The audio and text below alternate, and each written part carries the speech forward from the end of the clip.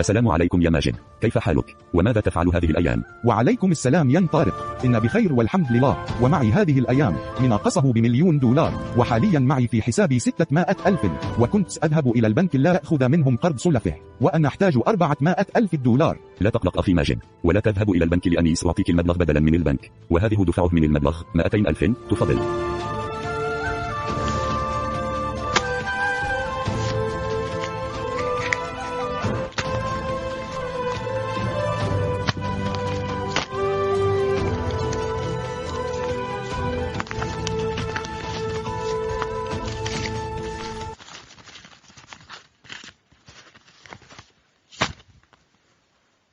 تعال غدا وسأعطيك باقي المبلغ. شكرا لك أخي طارق، أنا لن أنسى لك هذا المعروف. والآن سأذهب، معي مؤتمر صحفي واجتماع. في أمان الله. لن تربح هذه المناقصة يا ماجد،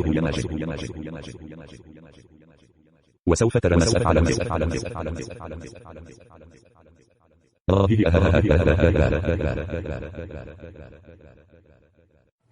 في حقيقة الأمر كذب ماجد على طارق، وكانت المناقصة ب2,000,000 دولار.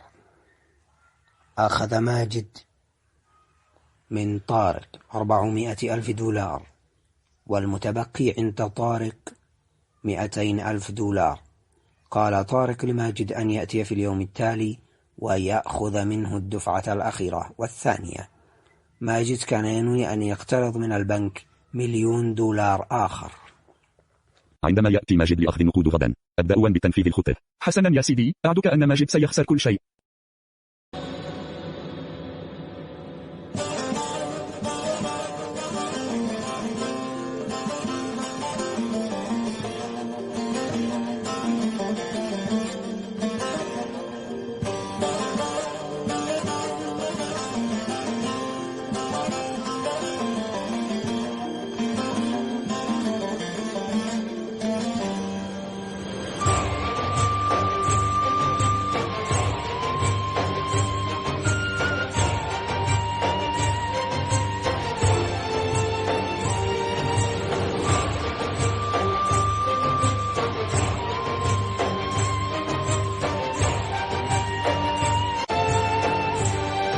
أخذت القرض من البنك ونقود من طارق، والآن سأرجع إلى البيت وانتظروا موعد المناقصة.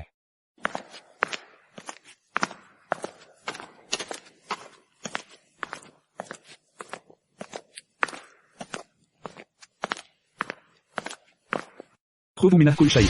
انتظروا، سأعطيكما كل ما تريدون. هيا هجموا علي ولا تضيعوا الوقت.